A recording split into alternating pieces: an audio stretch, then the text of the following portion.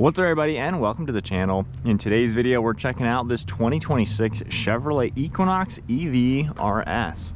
This one is finished off in the gloss black with everything blacked out.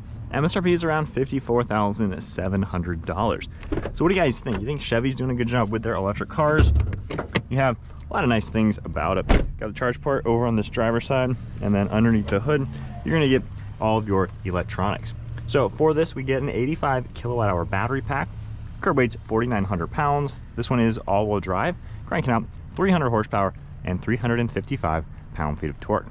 Got 0 to 60 of 5.7 seconds and a max range around 319 miles.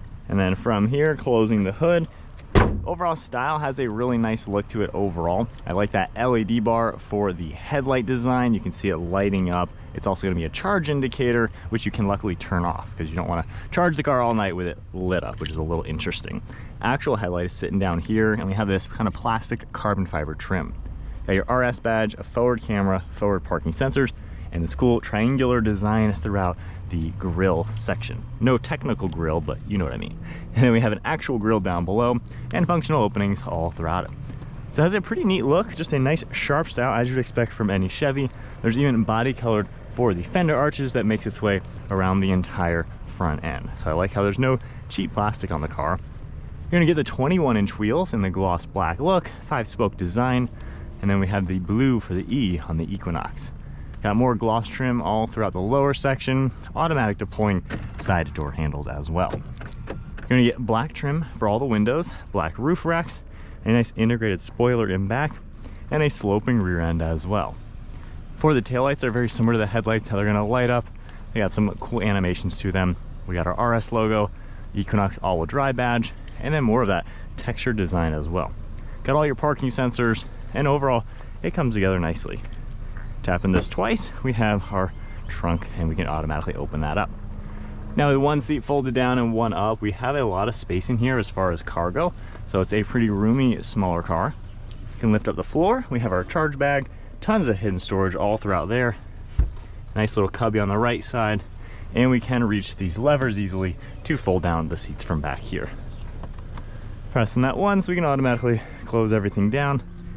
And then taking a look at the interior, seats are going to fold nice and flat, got a ton of space into the back.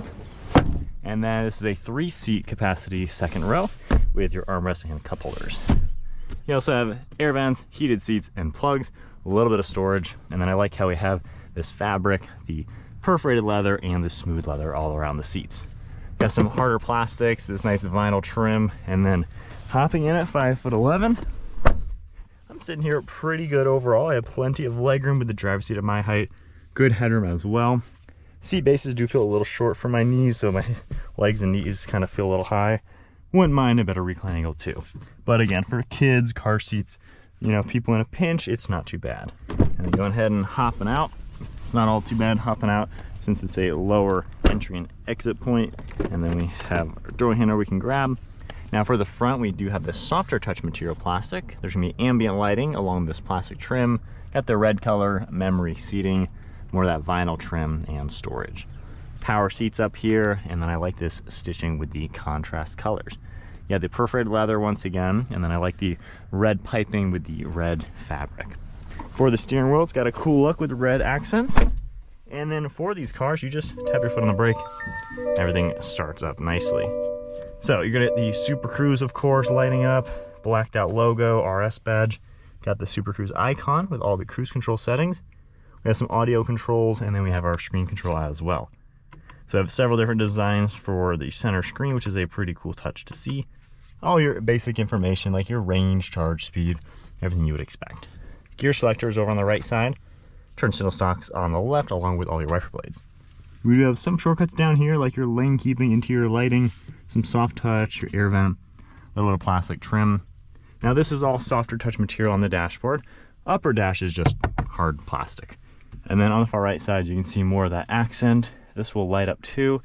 And then 17.7-inch screen. Now, the screen overall works fine. However, it's funny, just the modern trend with these screens.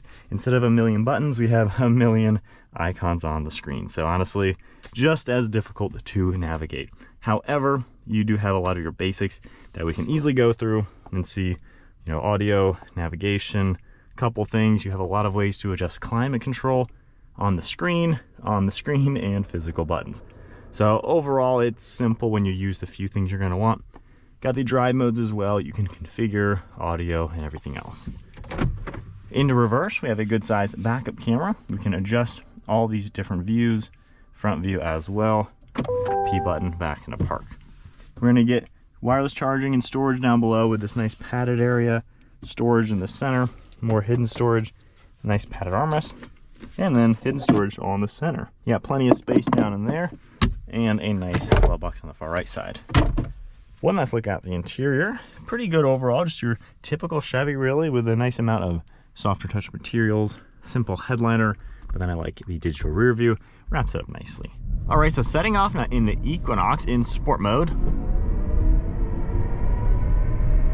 Up to speed, and I can grab this paddle shift design button, slow us down a little bit, or turn one pedal driving on, and the car automatically slows down even more with that button. So you get just a little bit of torque steer with the car. It's not a crazy amount, but you know, pretty healthy acceleration. It's not really that fast of a car, I will say. You know, sport mode and normal don't really feel all too much different. But again, this isn't exactly a sport-focused crossover. So overall driving, I will say it is super smooth. Now we've had this all week and I have put over 300 miles on it by now, doing some work in the city. So I've been driving 80 miles every single day in this car. I've had charging everywhere I have had to park. So I have had zero range anxiety just because I've had efficient charging, and every day when I head back home, I'm on 100%. So it's been honestly a really good commuter car, given charging has not been a thought for me for the whole week. And even now, I charged it 2 days ago and I still got 189 miles of range.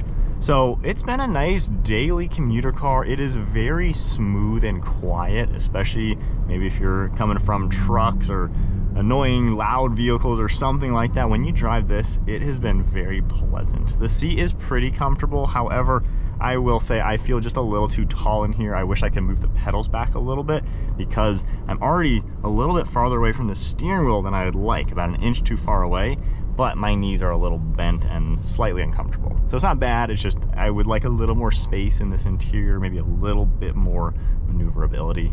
But again, I'm nearly 6 feet tall, so if you're a little bit shorter than that, different proportions, you're probably not gonna have an issue. Overall, again, I've been pretty comfortable just cruising in this. The steering feel feels nice, the suspension absorbs bumps. It is very quiet and relaxing, which is something that I've really enjoyed. I just hear a little bit of wind noise over here, probably the mirror, but nothing annoying. Only big thing I will notice, visibility is not that good. This mirror does a really good job with a wide angle. However, these side mirrors feel very small, and even with me poking them out all the way, you still get a little bit of a blind spot to where a vehicle will exit here and not quite be into that mirror. And I've noticed looking over my left and right shoulder, there'll be a car right over there and the mirrors don't quite show it.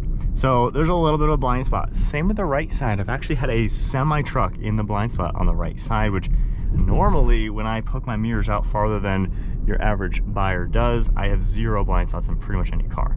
So just make sure you do a head and shoulder check on this car over your shoulders every time, just in case, because the side mirrors are kind of tiny. But overall driving has been nice. I like how it is just a well-balanced crossover with enough space.